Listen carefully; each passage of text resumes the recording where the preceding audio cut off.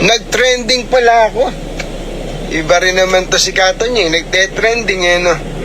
Pero hindi naman natin intensyon yun. Katagal-tagal na natin hindi nagla-live. Nag-viral pala tayo. Sabi ba naman sa viral, loyalista, bumaligtad. Ayun.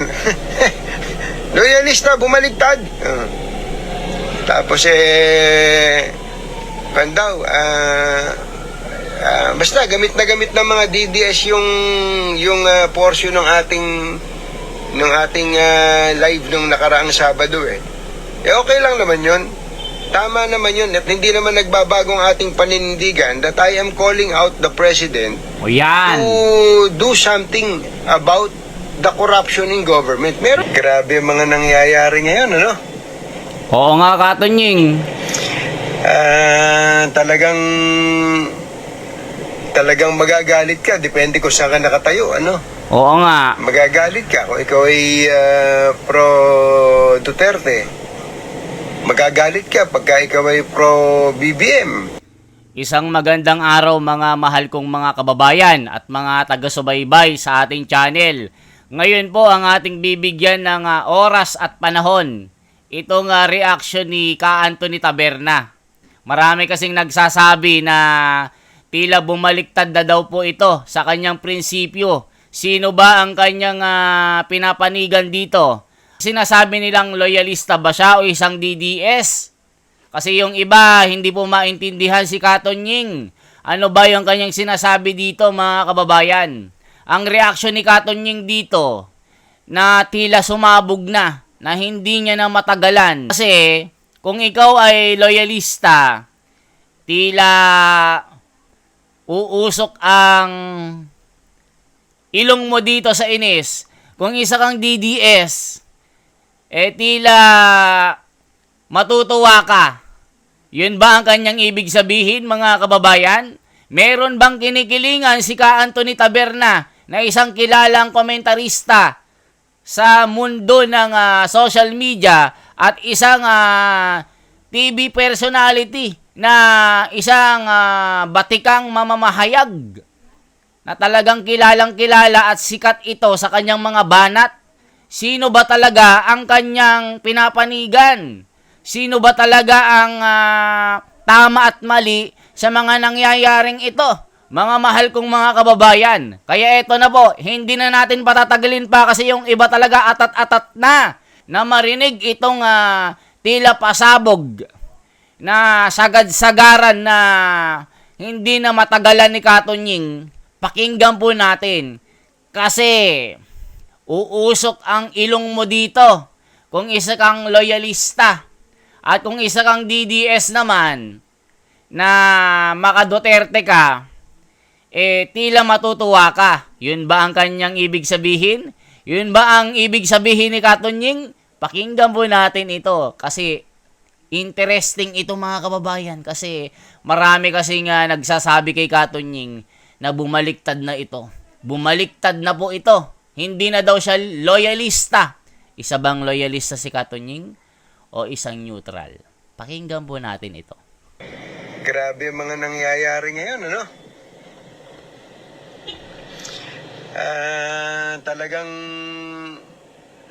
Talagang magagalit ka. Depende kung saan ka nakatayo, ano? Magagalit ka kung ikaw ay pro Duterte. Magagalit ka pagka ikaw ay pro BBM. Kapag ikaw naman ay nasa gitna, meaning pinipilit mong maging objective, kaaway ka naman ng lahat. Kaaway ka ng lahat. Ang tawag sa akin ng iba, kung daw ako, loyalista, islas, bangag, ayan. Ang tawag naman ng iba sa akin ay DDS daw ako. Meron namang ang tawag sa akin DD shit daw ako. Grabe. Grabe Katonying. Ganyang kapassionate ang mga Pilipino pagdating po sa politics. Ang sabi nga po nila, isa sa kakaunting favorite pastimes ng mga Pilipino ang politika. Ang isa po ay basketball at ang isa naman ay showbiz. Ano? Grabe, gagaling natin sa ganito. Pero baka malimutan nyo mga kababayan, baka magkalimutan tayo na tayo po ay dapat ay nagtatrabaho. Oo, minsan-minsan medyo jumajab-jab tayo dito sa usapan ng politika, pero hindi natin dapat na makalimutan na meron tayong pamilyang umaasa sa atin, ha? Katrabaho tayo, magsikap tayo, huwag natin pababayaan yung mga trabaho na meron po tayo. Ang tindi po ng international news ngayon, ha? Grabe, laman tayo ng international news, mga kababayan. Ang isang nabasa ko, yung Time, yung Time na online na John. Ang tindi ng headline ng Time, masyadong diretso, Ang sabi ba naman, Philippine Vice President threatens to kill the President. Ganun, Walang paligoy-ligoy yung headline, threatens to kill. Isip-isipin nyo, laman tayo ng international news headline po, kung daw po, nagbanta daw po ang pangalawang Pangulo. Ito ang laman, kaya magagali talaga sigurado ang mga DDS dito. Yun po ang laman ng Time, ng balita ng Time. Nagbanta daw po si VP Sara, napapatayin niya ang Pangulong Bongbong Marcos. Kaya sikat na sikat tayo ngayon. Anak ng bakang dalaga. Pamisa-misa lang tayo sumikat sa mga ganito pa. Ano? Ay, nako buhay. Okay. So, pagka po nagpe-press con si VP Sara, una, galit lang siya kay, naalala nyo, una, galit lang siya kay Martin, Sumunod, galit siya kay Lisa. Sumunod, Lisa Marcos, First Lady. Ngayon, galit na rin siya kay BBM. At sinasabi niya, si BBM daw ay hindi alam kung paano hindi competent para maging presidente. Hindi naman pala alam maging presidente. So, ang nakakaalam maging presidente yung ating vice presidente. Kasi alam niya. Bihira, So, yung mga ganun pong mga pahayag niya ay tapos mas matindi yung termino nito si Undersecretary Jesse Andres. Ito daw pong si VP Sara Duterte ang mastermind, ang self-confessed mastermind ng kill plot, yung plot to kill the president. Yun ang matindi. So, if she wants to kill the president, may kill plot, although merong kulatilya na kung siya ay papatayin, patayin din daw po ang Pangulo, si First Lady, saka si yung iba kasi mga kababayan at mga taga-subaybay ay nami-misinterpret nila yung sinabi ni BP Sara dito. Na kung, ibig sabihin mga kababayan, kung may mangyari kay BP Sara, ay meron siyang nakatalaga na inutusan. Yun po, may kondisyon dito. Yung iba kasi mga kababayan na mga media, mga vlogger, kinukot nila na ito na yon. Ibig sabihin, kung may paparating na bagyo, may paparating na lindol, ganito ang magiging programa ng gobyerno. Parang ganun yun mga kababayan. Yung iba kasi parang inano nila agad, nag-conclude agad na ito yung gagawin ni BP Sara. Yun yung yung panaginip ko Lahat ng mga sinasabi ko dito, panaginip ko mga kababayan at mga basher Kasi yung iba, 80-80, hindi rin makaintindi na kung ano-ano ang sinasabi dito. Ituloy pa natin mga kababayan, ang katahimikan ni Anthony Taberna ay binasag na. Grabe mga kababayan, kumalas sa ba ito sa pagiging loyalista? Saan ba talaga pumapanig si Anthony Taberna? Siya ba'y isang merong kinikilingan na journalist? O isa siyang neutral? Pakinggan natin mga kababayan kung ano talaga yung kanyang sentimento dito. Kung ano ang kanyang saloobin sa mga nagaganap ngayon kasi napakagulo talaga ang politika sa ating bayan. Magagalit ka talaga. Lalong-lalo na sa mga nagaganap ngayon na mga hearing-hearing na mga fake news. Grabe na mga kababayan. Dati, nung panahon ni Pangulong Duterte, walang mga ganyan. Kahit murahin mo si Pangulong Duterte, okay lang. Talagang malaya po dati, mga kababayan. Kahit anong gawin mo, malaya dati. Pero ngayon, hindi pwedeng sabihin mong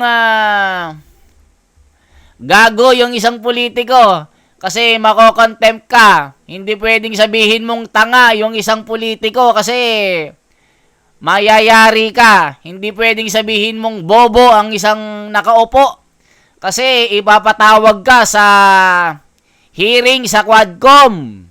Grabe ngayon mga kababayan. Ito, lahat ng sinasabi ko panaginip ha. Nanaginip kasi ako na yung mga politiko daw ngayon ay matatapang. Ayaw nilang mabatikos. Yun yung panaginip ko kagabi. Oh, take note ha. Panaginip ko kagabi, lahat daw ng mga nakaupo ang tatapang. Ayaw mabatikos. Ayaw masabihang bobo. Yan ay mga panaginip ko ha.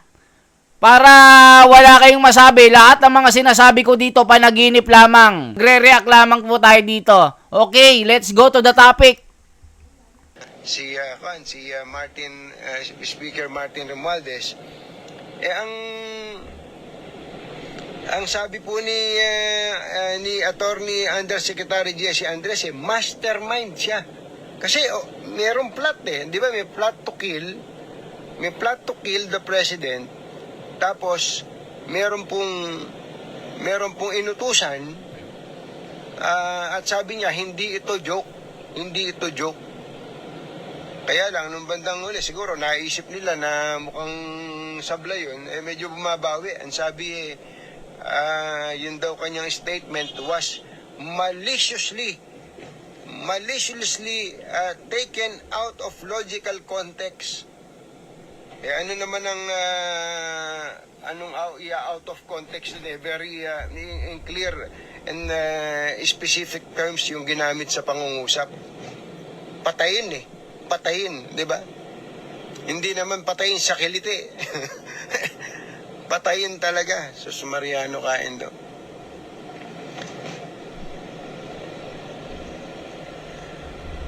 So kung mawawala ang presidente, sino maupo? John?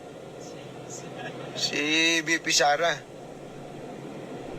Tapos nag-press con si Pangulong Duterte kagabi.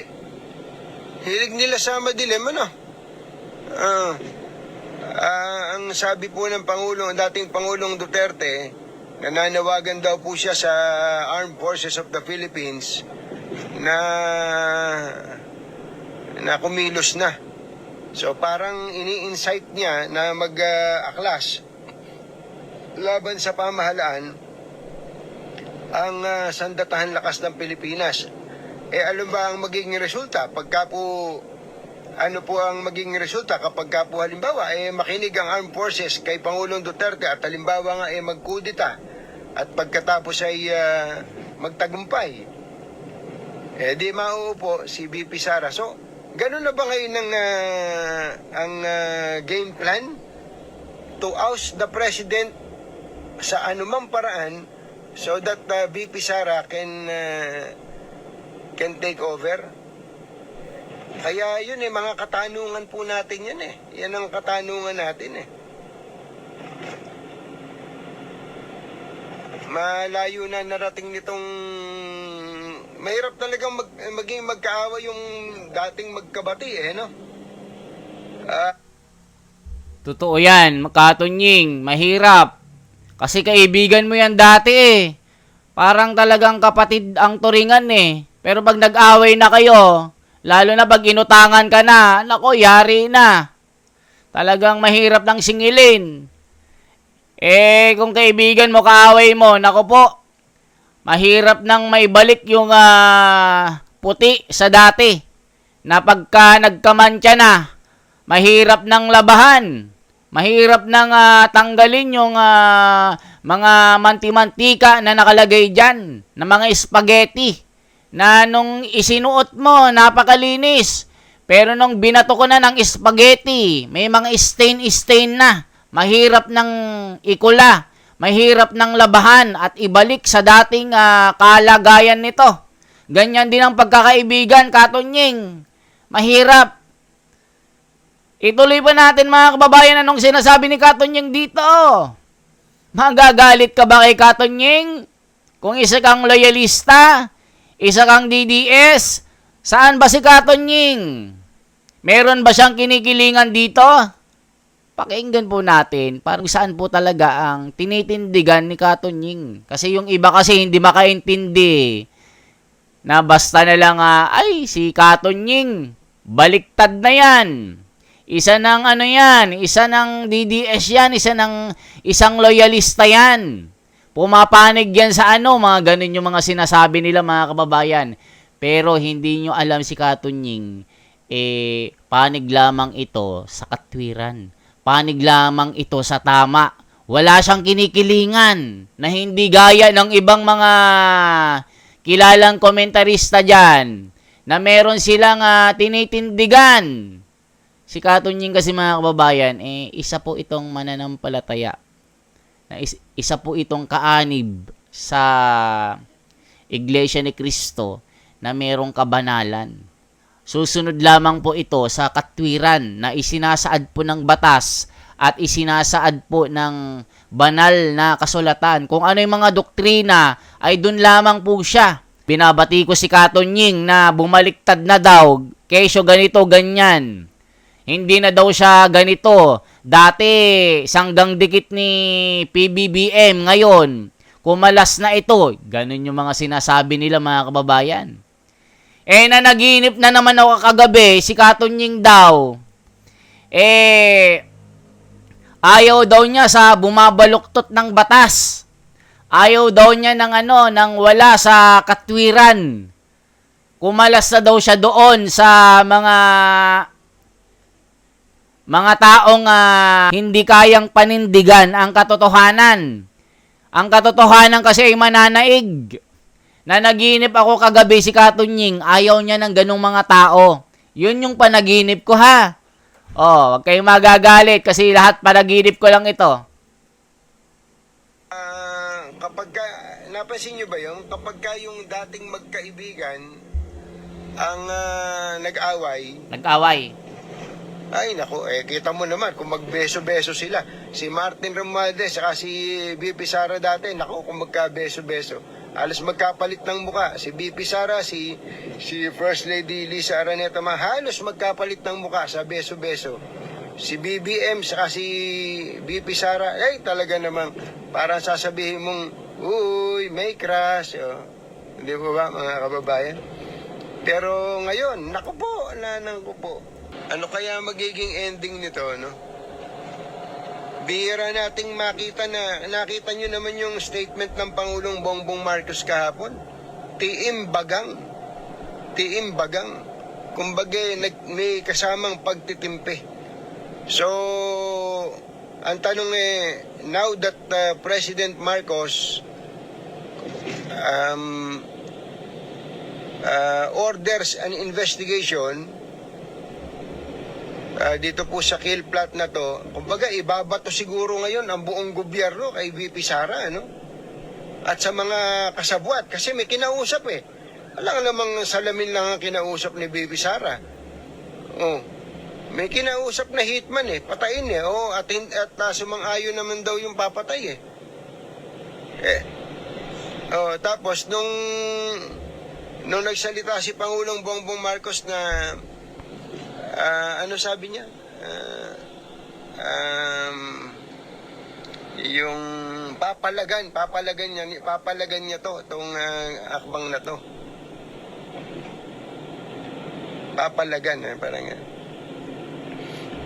sumagot ba naman si VP Sara? Sabi niya, dati naman ang pumalagang taong bayan, pinapatay niyo parang pinapatay ng pamilya niyo, pinamatay niyo si Ninoy Aquino. Ano kaya masasabi ni Senator Amy Marcos, ano? Asan na kaya si Senator Amy Marcos sa tagpong ito? Nung linggo dumalo pa siya kay Attorney Sulaika Lopez Ngayon, Katonying, si Amy Marcos, kumalas na sa Alyansa Pilipinas doon sa Team Marcos. Kasi, syempre, fast forward tayo, pinaaresto na si Tatay Digong. Nasa ICC na ngayon. Kakaroon ng mga investiga dito kung ano ba ang nangyari sa pag-aresto kay PRRD. Meron bang katwiran? Inayos ba ang pagkaka-aresto kay Tatay Digong? Anong nangyari? Bakit ICC ang umaaresto at ibinigay ito sa ibang bansa na tila nalaktawan ang Korte Suprema ng Pilipinas? Yun po ang nangyari. Kaya ganito po, ang mga kababayan natin ay tila nananawagan na ibalik sa Pilipinas si Tatay Digong. So, fast forward tayo. Ngayon, halos isang buwan na po si Tatay Digong doon sa ICC na tanging hiling ng mga kababayan natin na sana habang may pagkakataon pa, ibalik si PRRD dito. Kung meron man na kasalanan, kung guilty man ito, dapat dito sa sariling bayan natin sentensyahan kung totoo na meron siyang kasalanan. Ang nangyari kasi, Katonying, ayon sa aking mga panaginip, tila nagkaroon ng fast track na tila sabi ng mga kababayan natin na panaginip ko ito sabi ng mga kababayan natin mukhang wrong move, maling hakbang ang ginawa ng mga kalaban ng Pangulong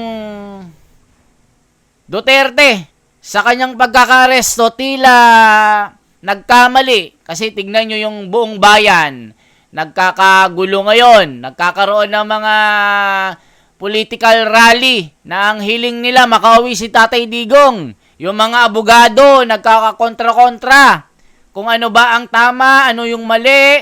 Ganon yung nangyayari. Minsan yung batas, kung hindi panig kay Tatay Digong, tama yung pagkakaaresto kay Tatay Digong. Pagka naman panig kay PRRD, sasabihin ng batas na nag-aabogado, mali ito. Ngayon, ang ginawa na hakbang ay pahuli natin si Tatay Digong para wala nang pumunta na mga tao.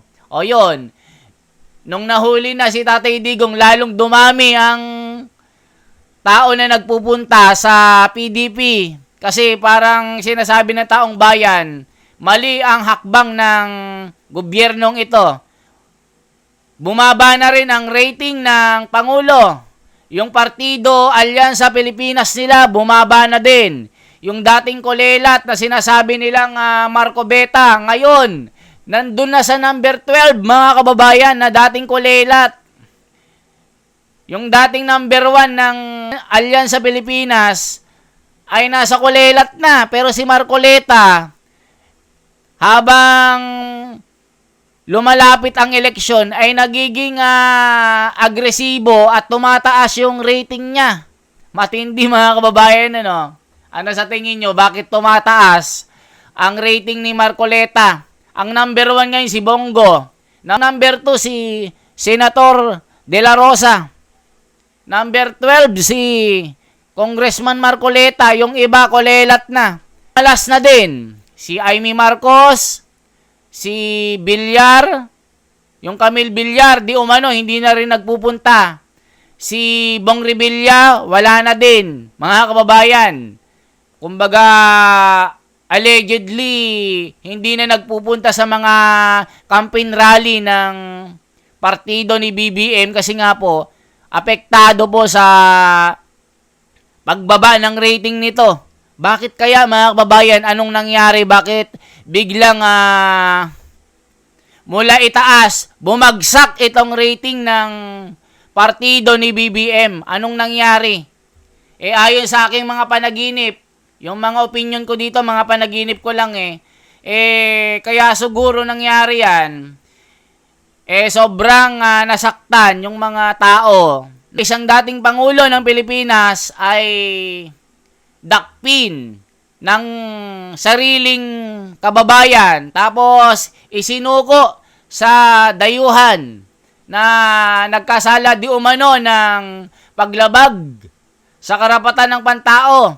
Ang ginawa lang naman ni PRRD ay yung kanyang trabaho para gumandang Pilipinas.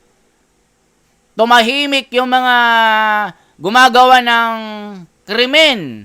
Lalong-lalo na yung tinatawag na adik. Na ngayon, mga kababayan, tila sa aking panaginip na naman nanaginip na naman ako. Tila dumami talaga ito, mga kababayan. Yung balita sa Baseco, merong 4 yata na magkakaklase o 3, kung hindi ako nagkakamali. Merong ginahasa na kaklase nila. Mga minor de edad ito. Grabe ngayon, mga kababayan. Ang daming nagaganap na mga Ayon na rin sa mga hula, ha. May mga hula kasi na mga kilalang mga manghuhula. Ito, hindi ako naniniwala, pero ang hula nila, mukhang lalong magkakagulo ang mundo. Hindi lang kasi sa Pilipinas nangyayari yung mga ganitong kaguluhan, kundi sa iba't ibang panig ng mga lupain ng mga gobyerno. Nagkakaroon ng mga pag-aaklas, pag-aaway-away, mga digmaan, mga lindol. Lalong-lalo na po yung nangyari sa Myanmar. Nagkaroon ng mga libo-libong mga casualties na mga namatay sa lindol. Hindi na yan mangyayari, mga kababayan. Kasi ayon sa aking mga panaginip, tila yung The Big One daw, hindi na mangyayari sa Pilipinas kasi nandito po ang mga hinirang ng Diyos. Nandito ang kanyang mga lingkod. Hindi niya hahayaan na mapahamak ang kanyang mga anak. Nandito sa Pilipinas ang kanyang mga hinirang. Yun po ang totoo, mga kababayan. Ang tanong ko po, ano pong reaction nyo sa sinabi ni Katonying? Ito ba'y siya ba'y bumaliktad na? Meron ba siyang kinikilingan o wala? Ano kaya yun? Mas sa tagpo ba na to, ang kanyang dinalaw kasi si Atty. Zulaika, si Pangulong Marcos kaya nadalaw man lang ni Senator Amy. Nag-away na nga po Hindi man lang kaya niya dinalaw yung kapatid niya. Tol, kumusta ba? Ano ba nangyayari? Sana maging safe ka naman, ha? Hindi, dinalaw ni Amy Marcos yung si Atty. Zulaika na wala namang masama. Nag-aaway na nga po. Tapos, ang problema lang, magkakasunod Nung una, hukayin ng bangkay, tatapon sa West Philippine Sea. Wala naman naging kibo si Senator Amy doon. Pagkatapos ngayon, pinapatay ng Marcos ang Aquino. Ano sasabihin niya ngayon doon? Ano ba yun? Figure of speech ba uli yun? Sabi nga ng mga katulad ni Attorney Trixie Angeles, hyperbole ba yun? Hyperbole? Figure of speech ba yun? Mahirap din yun. Kung ako Senator Amy, medyo mahihirapan din ako sa mga hakbang ko ngayon. Ha? Mahirap talaga yan. Kasi, siyempre, kapatid mo yan para kang torn between two lovers. Mahirap yan. Totoo. Torn between two lovers. Anyway, sana po, umaasa pa rin naman tayo na magiging ending nito ay mabuti para sa bansa natin. Pero ngayon mukhang matindi na po. It is no joke. Nung una, sabi ni VP Sara, hindi ito joke. And lalo nang it is no joke for the government. So maghintay tayo ng mga 48 hours to 72 hours. What will happen dito po sa mga nangyayari sa ating bansa? Ano ba magiging development nito? Ayan, abangan po natin yan. May mga nagtatanong sa akin, ito natawa ako dito sa... Ito na. Nag-viral pala ako, John. Nag-trending pala ako.